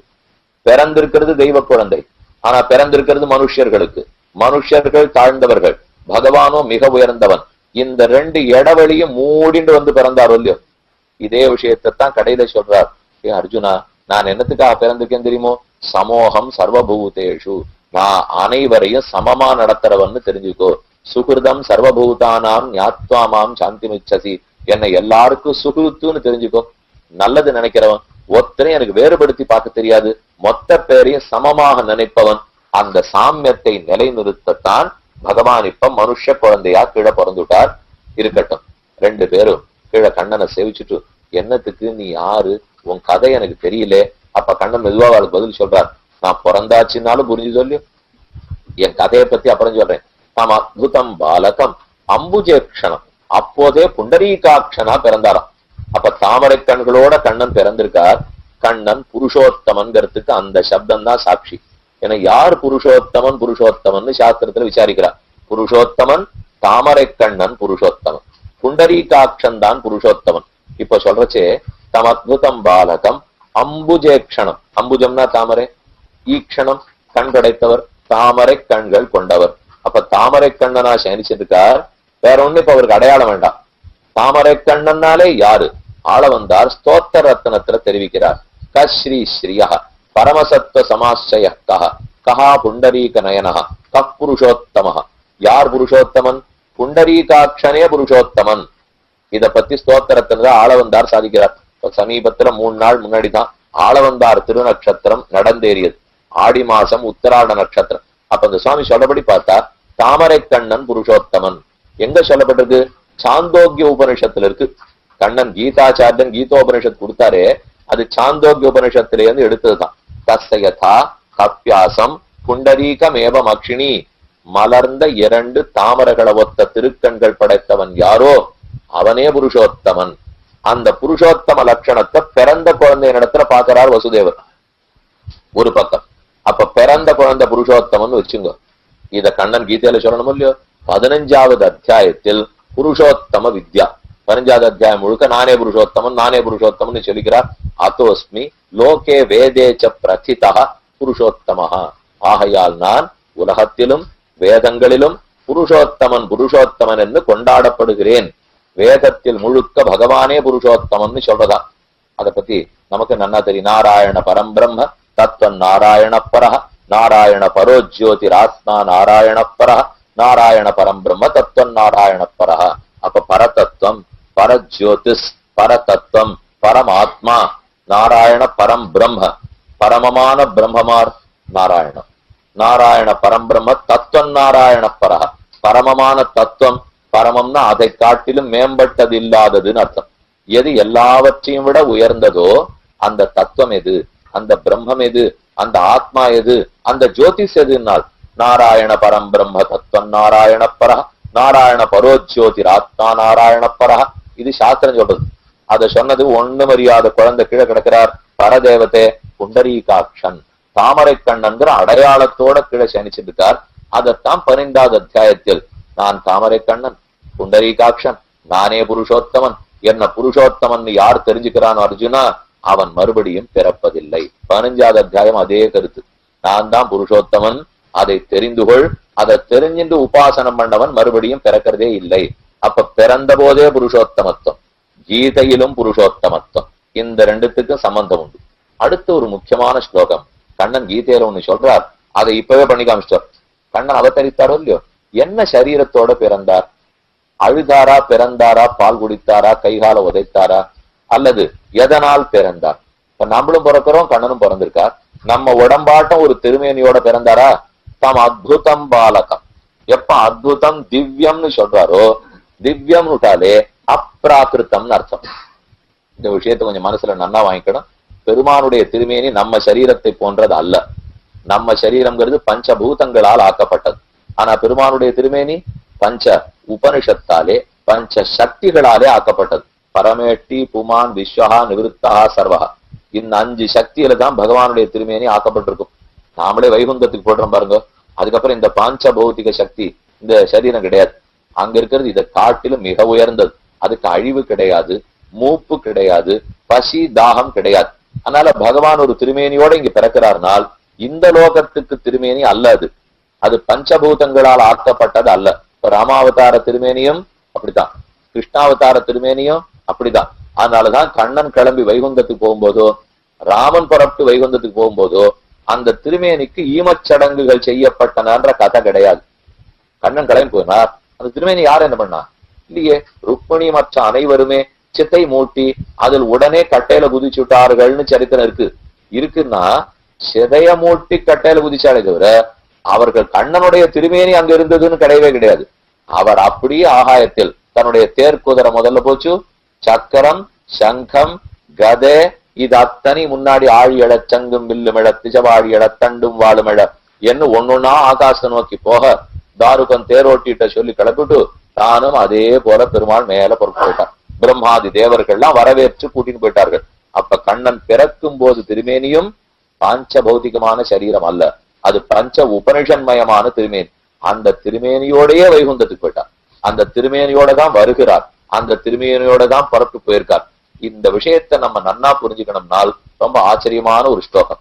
அப்ப பகவானுடைய திருமேனி எப்படிப்பட்டது? இப்படி நாம நினைக்கிற போல சரீரம் இல்லையான்னா, பிரகிருத்தின் ஸ்வாம் அதிஷ்டாய சம்பவாமி ஆத்மமாயையா. கண்ணன் கீதையில சொல்றார் 4வது அத்தியாய ஸ்லோகம். ஜன்ம மே திவ்யம் ஜன்மான்னு சொல்லியிருக்காரோ இல்லையோ, எப்ப ஜன்மத்தை திவ்யம் விட்டாரோ, திவ்யம்னாலே விளையாட்டுக்காக எடுத்து கொள்ளப்பட்டதுன்னு அர்த்தம். நம்ம எல்லாம் என்ன விளையாட்டுக்காக பிறக்கிறோம்? வெனைக்காக பிறக்கிறோம். யார் இங்க விளையாட்டுக்காக பிறக்கிறா? பிறந்ததே வெனை, அதுக்கப்புறம் ஏது விளையாட்டு? ஆனா பகவான் அவதரிக்கிறார்னால் லீலா, பகவானுடைய லீலை லீலைன்னு சொல்லணும் இல்லையோ, அவர் அவதாரமே ஒரு லீலை, அவர் பிறந்ததே ஒரு விளையாட்டு தான். அதனாலதான் மே ஜென்ம திவ்யம், மே கர்ம திவ்யம், என்னுடையது மானுஷமானது அல்ல அர்ஜுனா, என்னுடையது திவ்யமான திருமேனி, அப்ராகிருதமான திருமேனி. ஏன் நம்ம போல சரீரம் அவர் எடுத்துக்க மாட்டாரானால், அவர் ஸ்வரூபம் அந்த ஸ்வரூபத்துக்கு நிகரான பெருமை கொண்ட திருமேனியை எடுத்துக்கிறார். அவருக்கு ஏற்றதா இருக்கணும் இல்லையோ. ராமானுஜர் அடிக்கடி கத்தியத்திரயத்திலே ஸ்வானுரூப ஸ்வானுரூபன்னு விடாமல் கூறுகிறார். பகவானுடையது ஆபரணங்களா இருக்கட்டும், ஆயுதங்களா இருக்கட்டும், பிராட்டிமார்களா இருக்கட்டும், பரிஜனங்களா இருக்கட்டும், பரிச்சதங்களா இருக்கட்டும், இத்தனைக்கும் அனுரூப, அவன் பெருமைக்கு ஏற்றதாக ஏற்றுக்கொள்ளணும் இல்லையோ. அதே போல பகவான் இச்சா கிரகீத அபிமதோரு தேகா, தனக்கு ரொம்ப பிடிச்ச திருமேனியை ஏற்றுக்கொள்கிறார். தன் பெருமைக்கு தகுந்த திருமேனியை ஏற்றுக்கிறார்.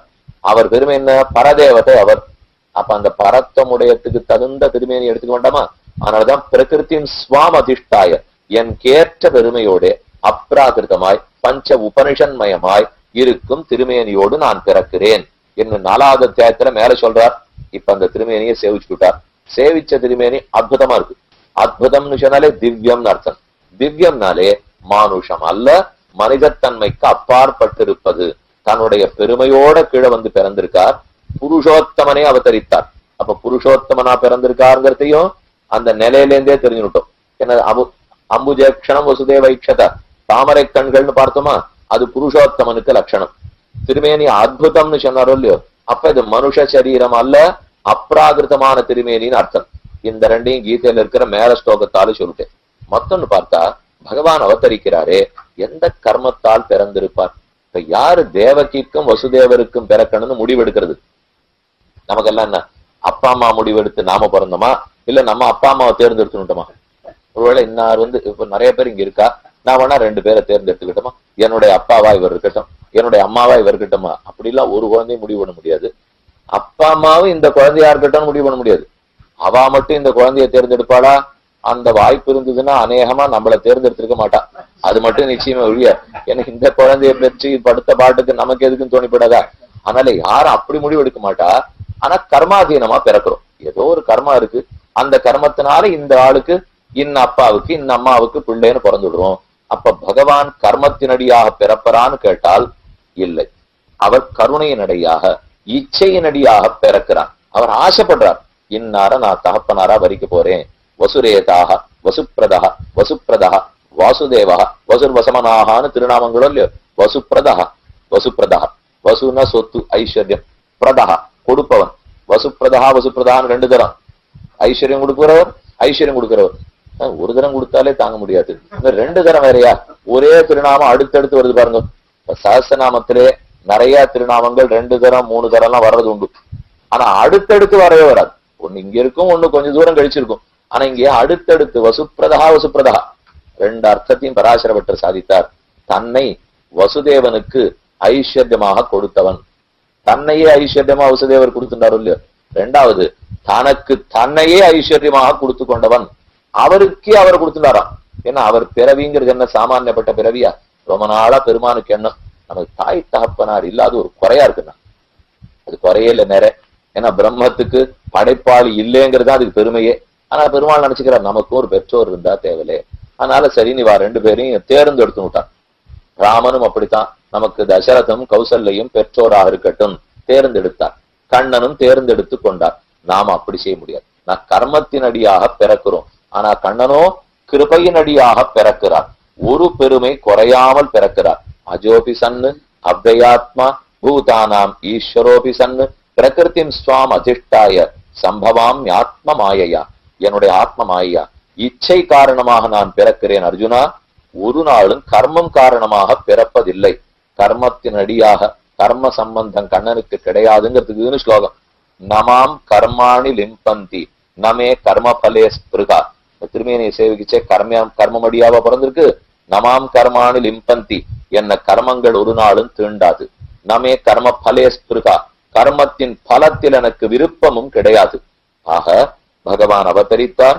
திருமேனின்னு பார்த்தால் அப்ராகிருதம். அவதரித்தது கர்மத்தின் அடியாகவா? இல்லை, கிருபையின் அடியாக.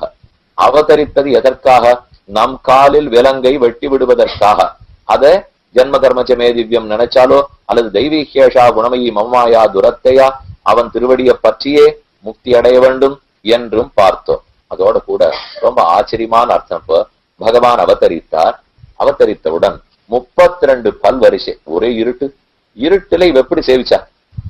நம் அத்புதம் பாலகம் அம்புஜேக்ஷணம் வசுதேவ ஐக்ஷதான்னு இருக்கே. ஐக்ஷதானா கண்டார். கண்டார்னா எப்படி காண்றது? விளக்கேற்றி வச்சாதானே காண முடியும். நாள் கண்ணனுக்கு ஒரே சிரிப்பான், நமக்கு இத்தனை நாளா அப்பா அம்மா இல்லை, இன்னைக்கு அந்த மகாபாகியம் நமக்கு கிடைச்சிட்டு சொல்லி. நமக்கு ஒரு பெற்றோர் இருக்கார். பூமியை நம்மளும் தொட்டுட்டோம்.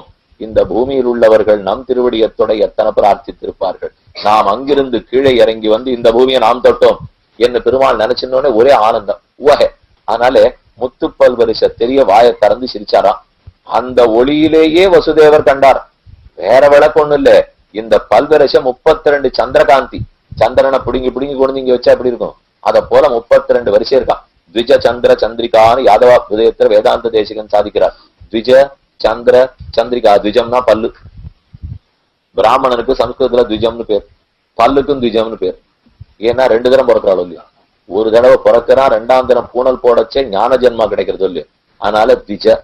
பல்லு ஒரு தரம் முளைச்சுட்டு விழுந்து திரும்ப முளைக்கிறது இல்லையோ, த்விஜ. அதனாலதான் த்விஜ சந்திர சந்திரிகா. இந்த பல்லு ஆகாயத்துல இருக்கிற சந்திரன் இங்கு வந்தார். ரொம்ப நாளா சந்திரனுக்கு ஒரு வருத்தம். நம்மளை பார்த்து பார்த்து கீழே இருக்கிற அழுக்க பார்த்து எல்லாரும் வெய்யறாளாம். சந்திரனத்துல ஒரு கருப்பு திட்டு ஒட்டின்னு இருக்கும் இல்லையோ, அது ஒரு அழுக்கு.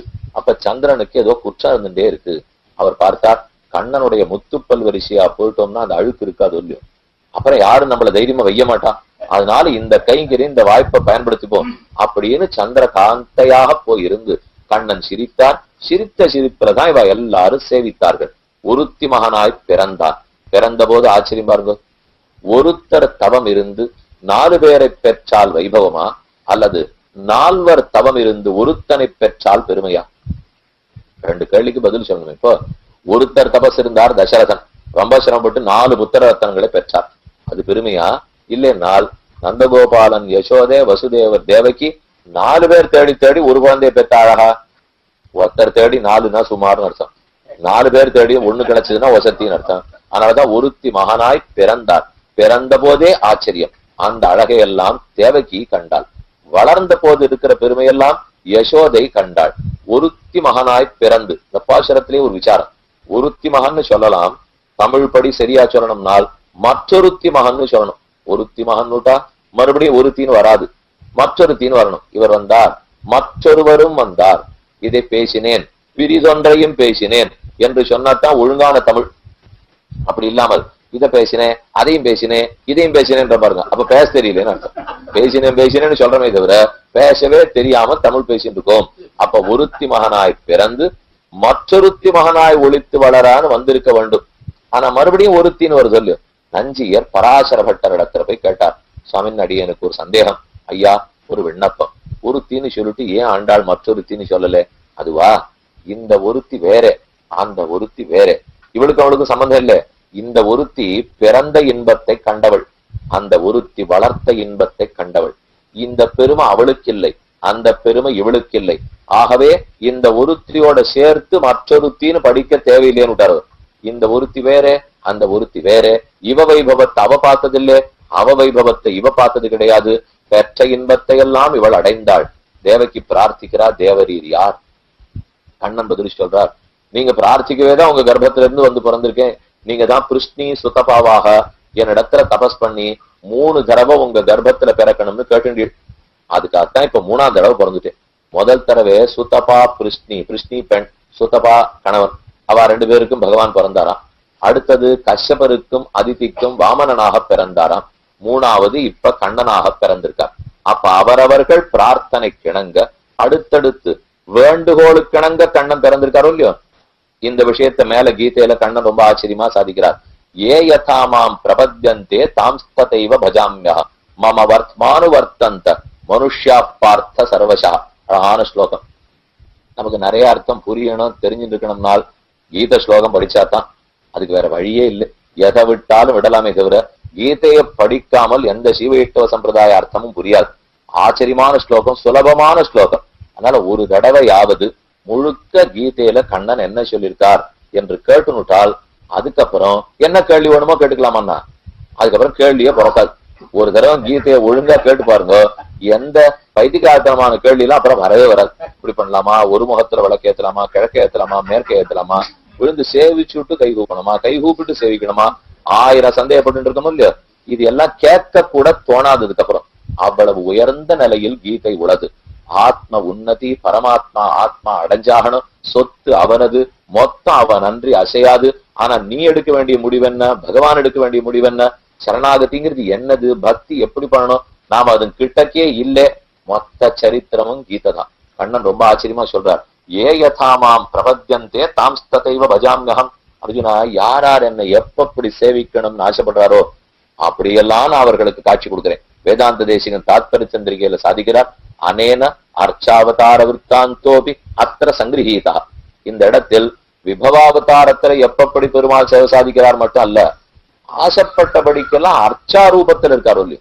திவ்வதேசம் தோறும் நின்ன திருக்கோலம், இருந்த திருக்கோலம், கிடந்த திருக்கோலம், பரந்த திருக்கோலம், கருட சேவை, அனுமார் வாகனம், ஆதிசேஷ வாகனம், கற்பக விருட்ச வாகனம், சந்திரபிரப வாகனம், சூரிய பிரப வாகனம், எத்தனை வாகனம்னா ஒரு 1000, புஷ்பம்னா ஒரு 1000, உற்சவங்கள்னா 1000, நித்தியோத்சவ, பக்ஷோத்சவ, மாசோத்சவ, சம்பத்சரோத்சவ, உற்சவங்கள்ல 100 வகை, பிரசாதத்துல 100 வகை. ஏ யதாமாம் பிரபத்யந்தே, யார் என்னை எப்படி சேவிக்கணும்னு ஆசைப்படுறாளோ அப்படியெல்லாம் சேவை சாதிக்கிறேன். இதுக்கு சாட்சி எங்கே? இப்ப பிறக்க சேவே இவ ஆசைப்பட்டபடி தானே இப்ப பிறந்திருக்கார். அதைத்தான் ஆழ்வார் பாசுரத்துல சாதித்தார். தமருகந்தது எவ்வுருவம் அவ்வுருவம் தானே தமருகந்ததே பேர் மற்றப்பேர். அடியார்கள் எந்த உருவத்துல சேவிக்கணும்னு ஆசைப்படுறாளோ அந்த உருவத்தோட பிறக்கிறார். அவ என்ன பெயர் சூட்டி விருப்பப்படுறாளோ அந்த பெயரோடே விளங்குகிறார். ஸ்ரீரங்கத்திலே ஒரு அனுபவம். 2 முக்கியமான உற்சவம். ஆனி மாசம் வந்ததுன்னா ஜேஷ்டாபிஷேகம், பெரிய திருப்பாவாடை. ஜேஷ்டாபிஷேகம்ங்கிறது கவச்சம் களைஞ்சு அன்னைக்குதான் பெருமாளுக்கு பெரிய திருமஞ்சனம் நடந்து மறுபடியும் ராத்திரி கவச்சத்தை பூட்டி பெரிய ஹாரத்தி ஆகும். அது ஒரு உற்சவம். அடுத்த நாள் பெரிய திருப்பாவாடை, அன்னக்கூட்ட உற்சவம்னு சொல்றோம் இல்லையோ, அந்த உற்சவம் நடக்கும். அந்த ஊர்ல ஒரு வழக்கம், பெருமாள் சன்னதியில என்ன உற்சவம் நடந்தாலும் காவேரி கரையில குழந்தைகள்லாம் சேர்ந்து அவ அதை கொண்டாடுவான்னா விளையாட்டு உற்சவம். உள்ள கோவில்ல நஜ உற்சவம் நடக்கும். அதை போலவே இவாளும் பண்ணி பாத்துக்கிறா. அப்ப சின்ன வயசுல இருந்தே அந்த உற்சவம் பண்ணி பண்ணி வழக்கம் வருது இல்லையோ. ஓஹோ, இந்த கோவில் இப்படித்தான், இதுதான் திருவரங்கம், இதுதான் பெரிய கோயில், இதுதான் பெரியது, நாளைதான் பிரம்மோற்சவம் என்ன ஒண்ணுன்னா அவளுக்கு பழகிறது இல்லையோ. அதை போல குழந்தைகள்லாம் அன்னைக்கு பெரிய திருப்பாவாட உற்சவம் கொண்டாடிட்டு இருக்கா. இன்னைக்கு பட்னம் படி 108 படி பிரசாதம் பண்ணணும் பெருமாள். பெரிய பாவாடை விரிச்சு அது முழுக்க வெஞ்சனம், அட்டு குவிசோத்து பருப்பதமும் தயிர் வாவியின் நெய் அலரும் கொட்டத்துத்து அடங்க பெருமாள் தானே கோவர்தனமா இருந்து சாப்பிட்டாரு இல்லையோ. பெரிய உற்சவம் பிருந்தாவனத்துல நடந்தது. அதே போல இங்கேயும் ஸ்ரீரங்கத்துல ஏற்பாடு, கோவில்ல உற்சவம் நடந்துட்டு இருக்கு. அன்னைக்கு இந்த குழந்தைகள்லாரு சேர்ந்து எல்லா மண்ணையும் திரட்டினான். 108 படி மண். அதுக்கு என்ன குறைச்சல்? இப்போ காவேரி முழுக்க மண்ணு தான். அதனால எல்லா மண்ணையும் கொண்டு வச்சுட்டான். ஒரு பிள்ளை பெரிய குச்சி எடுத்து வந்து இதுதான் பெரிய பெருமாள்னு வரைஞ்சு விட்டான். பெரிய பெருமாள் சயனிச்சு விட்டான். வேற ஒண்ணு ஆகமம் வேண்டாம், பிரதிஷ்டம் வேண்டாம், ஒண்ணும் இல்லை. இப்போ பெரிய பெருமாளை வரைஞ்சாச்சு. ஒரு பிள்ளை அர்ச்சகனா நிக்கிறான். நின்னுட்டு உலகமண்ட பெருவாயா உலப்பில் கீர்த்தி அம்மானே நிறவும் சுடசூர் ஒளிமூர்த்தின்னு பாசுரத்தை சொன்னா, நாடு நரும் பொழில் இதான் 100 தடா அக்கார் அடிச்சில் சாப்பிடுன்னு விட்டார். பெருமாள் அந்த மண்ணத்தினையும் எடுத்து விட்டார். அக்கார் அடிச்சில் சொன்னேன்னு பருவம் செய்தாச்சு. அடுத்தது அந்த பிள்ளை எல்லாருக்கும் பிரசாத விநியோகம் பண்ணணும் இல்லையோ. அந்த தீர்த்தக்காரா ஆச்சாரிய புருஷா முதல் தீர்த்தக்காரா இருக்க மாட்டாளா, அவளுக்கெல்லாம் பிரசாதம் கொடுக்கணும் இல்லையோ. அன்னைக்கு ராமானுஜர் வாழ்ந்திருந்த காலம். அவர் இருந்த காலத்துல இந்த சரித்திரம் நடந்துட்டு இருக்கு. ஜியோ என்று அருளப்பாடிட்டார் அர்ச்சகர். அர்ச்சகர் ஒரு பிள்ளை, ஸ்தானிகர் ஒரு பிள்ளை. அந்த பிள்ளை கூப்பிடுறார் ஜியோன்னு சொன்னா ராமானுஜர் வந்து அவருடைய மேலாடையில பிரசாதம் வாங்கிக்கணும். இவாளுக்கு என்ன நடந்தது எதுன்னே புரியல. அந்த பக்கமா எதுக்கோ ராமானுஜர் காவேரிக்கு வந்திருக்கார். வந்தவர் ஜியோன்னு ஒரு பிள்ளை கூப்பிடுறத பார்த்தார். இப்போ நம்மத்தான் கூப்பிடுறான் போல இருக்கு பிரசாதம் வாங்கிக்கிறதுக்கு நினைச்சிருந்து அவரே அங்க வந்து நின்னு தன் மேலாடை எடுத்து மணல் பிரசாதத்தை வாங்கி கொண்டு தலையில் ஒத்திக்கொண்டு கண்களில் ஒத்துக்கொண்டு மகா பிரசாதம்னு சொல்லிட்டு நகர்ந்தார். பிள்ளைகளுக்கு ஒண்ணுமே புரியல. என்னமோ அபச்சாரப்பட்டிருக்கோம், நம்ம பாட்டுக்கு எத்தியோ விளையாடிட்டு இருக்கோம். அவர் திடீர்னு சன்னியாசி சக்கரவர்த்தி எதிராஜர் அவர் பிரசாதம் வாங்கிட்டாரு, அபச்சாரமா போச்சோன்னு நினைச்சிட்டு இருக்கா. சிஷ்யர்கள்லாம் ராமானுஜர் கேட்கிறா, என்ன குழந்தைகள் ஏதோ நான் விளையாட்டு விளையாடிட்டு இருக்கா, நீர் என்னமோ அங்க போய் பிரசாதத்தை வாங்கி தலையில ஊத்தின்னு வந்தீரே, என்ன நியாயம்னு சிஷ்யால் கேட்கிறா. சுவாமி சொன்னார், அடியன் ஆழ்வார்கள் பாசுரத்தை உண்மைன்னு நம்புறவர், கீதையும் உண்மைன்னு நம்புறவர். நீங்க வேணா அதுக்கு நம்பிக்கை இல்லாத இருக்கலாமே தவிர, தமருகந்த எவ்வுருவம் அவ்வுருவம் தானே. ஆழ்வார் பாடினது உண்மை. அடியார்கள் எந்த உருவத்தை விருப்பப்படுகிறார்களோ அந்த உருவத்தில் பெருமான் இருப்பான். அந்த குழந்தை நம்பி கோடு கிழிச்சிருக்கான், அப்ப அந்த பெருமாள் அங்க உண்டுன்னு தான் அர்த்தம். அந்த குழந்தை அந்த மணல் பிரசாதத்தை உண்டுன்னு நினைக்கிறான், அப்ப அது பிரசாதம். அவன் என்ன கூட்டுட்டான், வாங்காம மட்டும் நான் இருந்தேன், அப்ப எனக்கு இந்த பாட்டுல நம்பிக்கை இல்லைன்னு அர்த்தம். நான் ஒரு நாள் அப்படி இருக்கிறதா இல்ல. இதேதானே கண்ணன் கீதையில், ஏ யதா மாம் பிரபத்யந்தே, யாரார் என்னை எப்பப்படி சேவிக்கணும்னு ஆசைப்படுகிறார்களோ தாம் ததைவ பஜாமியாம், அவர்களுக்கு அப்பப்படியே நான் சேவை சாதிக்கிறேன். அதைத்தான் இப்ப இங்க கண்ணன் வெளிப்படுத்தியா காவிட்டோம். ஏன்னா யசோதை ஏற்கனவே எப்படி இந்த தேவகி பிரார்த்திச்சிருக்காளோ, கிருஷ்ணி சுதபாவுக்கு கர்ப்பமாய், கஷ்யப பிரஜாபதிக்கும் அதிதி தேவிக்கும் கர்ப்பமாய், மூணாவது இப்ப தேவகிக்கும் வசுதேவருக்கும் கர்ப்பமாய், இப்படி 3 தடவை பிறந்து அவர்கள் ஆசைப்பட்டபடி எல்லாம் கண்ணன் இருந்து காட்டுட்டார். மம வர்த்மானு வர்த்தந்த மனுஷ்யா பார்த்த சர்வசா. ஏ பார்த்த, நான் எந்தெந்த வழியில் போகிறேனோ, நான் என்னென்ன அனுபவத்தை கொடுக்கிறேனோ அதெல்லாத்தையும் ஆனந்தமாக இவர்கள் அனுபவிக்கிறார்கள். மம வர்த்மானு வர்த்தந்த, பெருமாள் என்னென்னலாம் பண்ணி காட்டாரோ அதெல்லாத்தையும் அனுபவிப்பார்கள். அப்ப அவன் பிறவியின் போதே இதோ இந்த சரித்திரம் வெளிப்பட்டு போய் மறுபடியும் ஒரு கீதா ஸ்லோகத்தினுடைய அர்த்தம் தெளிவா தெரியறது சொல்லு. அவன் திருமேனியை பத்தி பார்த்தோம், அவர் பிறவி நம் பிறவியை அறுப்பதற்குன்னு பார்த்தோம். பிறந்த போதே புருஷோத்தமன், சாமானிய பிள்ளை இல்லை அப்படிங்கிறதுக்கு ஸ்லோகம் பார்த்தோம். பகவான் அவதரித்தார், இவளும் பிரார்த்தித்தாள்.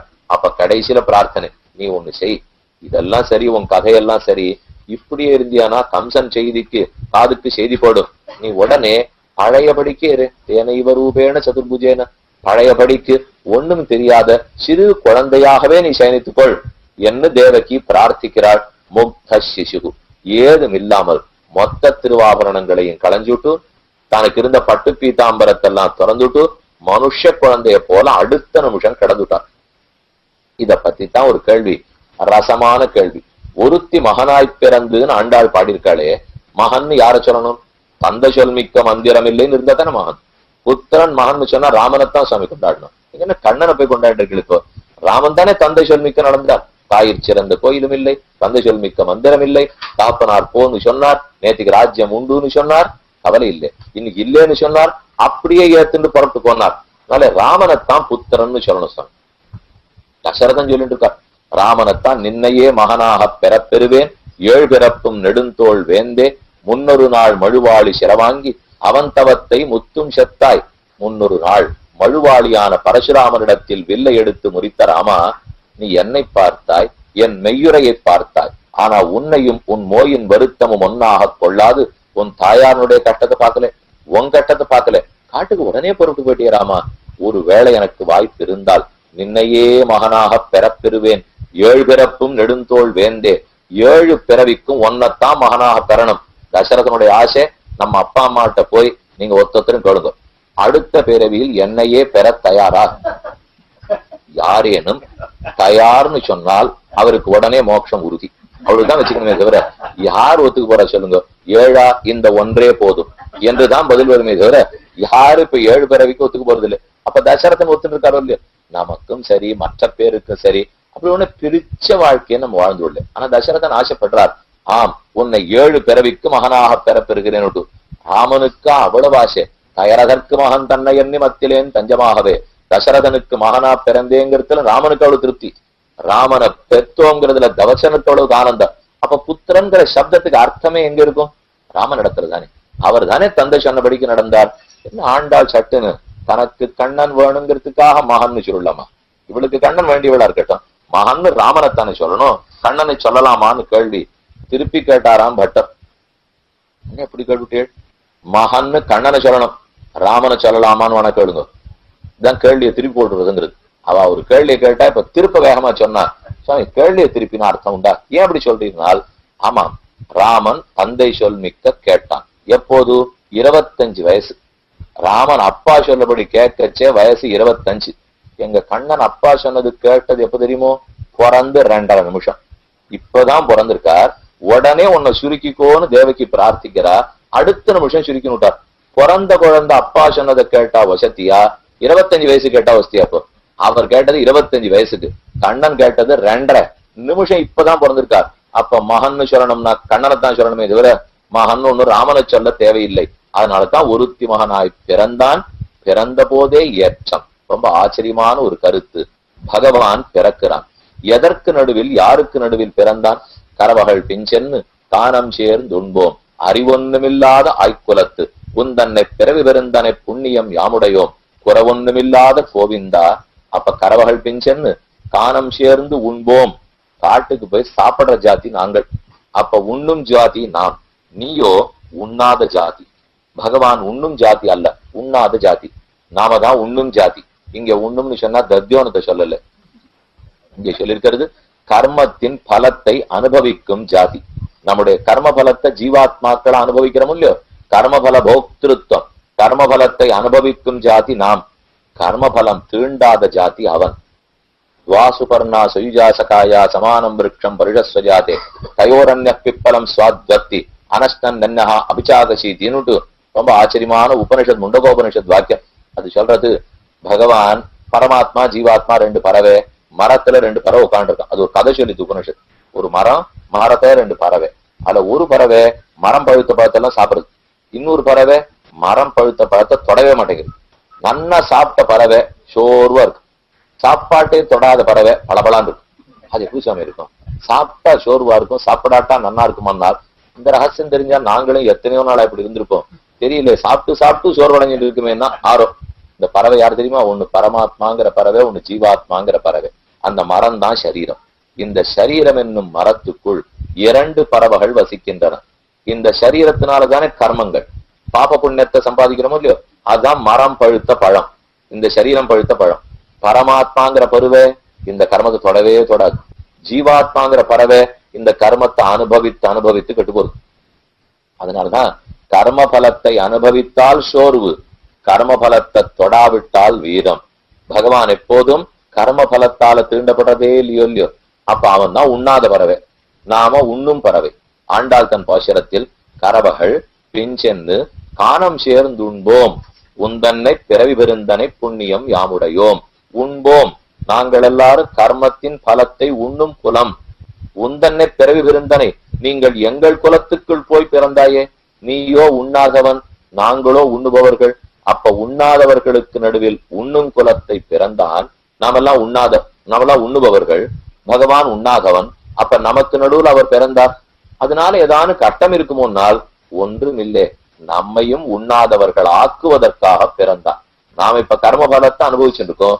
அவர் பிறந்தது தானும் சேர்ந்து கர்ம பலத்தை அனுபவிக்க இல்லை. என் தாப்பனார் வேடிக்கையே சொல்லுவார், கொஞ்சம் உயர்ந்த சம்ஸ்கிருதத்திலேயோ தமிழ்லயோ சொல்லிட்டோம்னா ஒன்னும் புரியல சுவாமி, கொஞ்சம் இறங்கி வாரும் போலாம். அவர் பதில் சொன்னார், கீழே இருக்கிறவாளை ஏத்துறதுக்கு உபன்யாசகனா இல்ல அவனே இறங்குறதுக்கு உபன்யாசகனா? யாருக்கு புரியலையோ அவளுக்கு உயர்ந்த விஷயத்த சொல்லி மேல தூக்குறது தான் உபன்யாசக வேலையை தவிர, நாம அப்படி சிரிப்பி சொன்னோம், ஹாஸ்யம் சொன்னோம், நாடகம் சொன்னோம், அரசியல் சொன்னோம் அப்படின்னு சொல்லிட்டு எழுந்து போயிடலாம். இப்போ நீங்களாம் ரொம்ப நல்லா சிரிச்சிருவீங்க, கை தட்டுருவோம். சொல்றவருக்கும் ரொம்ப நல்லதா போச்சு, புஸ்தகமே பார்க்க வேண்டாம் இல்லையா? இதுக்கு என்ன பார்க்கணும்? இப்ப படிக்கவும் வேண்டாம், காலக்ஷேபம் வேண்டாம், ஒண்ணும் வேண்டாம், பாசுரமும் தெரிய வேண்டாம், உபனிஷத்தும் தெரிய வேண்டாம், கீதையும் தெரிய வேண்டாம். ரொம்ப நல்லா அரசியல் என்னமா இருக்கு, நாட்டு நடப்பு எப்படி இருக்கு, வந்திருக்கிறவா குடும்ப க்ஷேம லாபம், உங்க பேர் என்ன, உங்க பேர் என்ன, உங்க வீட்டுல மாடு கண்ணுக்குட்டி போட்டுதா, எல்லாத்தையும் கேட்டுட்டு எழுந்து போயிடலாம். நீங்களும் ஆனந்தமா நம்மள சுவாமி ரொம்ப நல்லா விசாரிச்சாருடுவா. விசாரிக்கலாம். அப்புறம் ஆத்மாவை யார் விசாரிக்கிறது? கடைசியில நம்ம போறதுக்கு வழி தேடுறதுக்கு வந்திருக்கமே தவிர மறுபடியும் இருப்பதற்கு வழி தேட வரவில்லை. அதனாலே ஒருத்தனுடைய வேலை கீழே இருக்கிறவாத வசத்தது, அவனும் சேர்ந்து கீழே இறங்குறது இல்லை. பெருமான் ஒத்தனாலதான் அது இயலும். அவன் அங்கிருந்து கீழே இறங்கி வருவதே நம்மை கைப்பிடித்து மேலே தூக்கி விடுவதற்காக. அதற்காகத்தான் உண்ணும் குலம் நாம், உண்ணா குலம் நீ. உண்ணும் குலத்துக்குள் உண்ணாத கண்ணா நீயா வந்து பிறந்தாய் என ரொம்ப ஆச்சரியமான ஒரு வேதாந்த அர்த்தத்தை ஆண்டாள் கிருஷ்ண அவதாரத்திலேயே சாதித்தாள். வேண்டி தேவரக்கா வந்து பிறந்ததும் மகன் யாருக்காகவும் இத்தனை நாளும் பிறந்ததில்லை, ஆனால் இன்று பிறந்திருக்கிறான். பிறந்தான். பிறந்தவுடனே பெற்றோர் பிரார்த்தித்தார்கள், சட்டென்று தன்னுடைய திருமேனியை குறைச்சுட்டான். இதெல்லாம் நடந்தது எந்த இடத்துல? மதுரா நாம நகரி புண்ணியா பாபஹரி சுபா. மதுராங்கிற பேரு சொன்னால் போதும், அனைத்து பாபங்களும் விலகும். மதுரை பட்டணத்துக்கும் பகவானுக்கும் நெருங்கின தொடர்பு. ஓரோர் அவதாரத்திலையும் மதுரா நகரத்தோட தொடர்பு.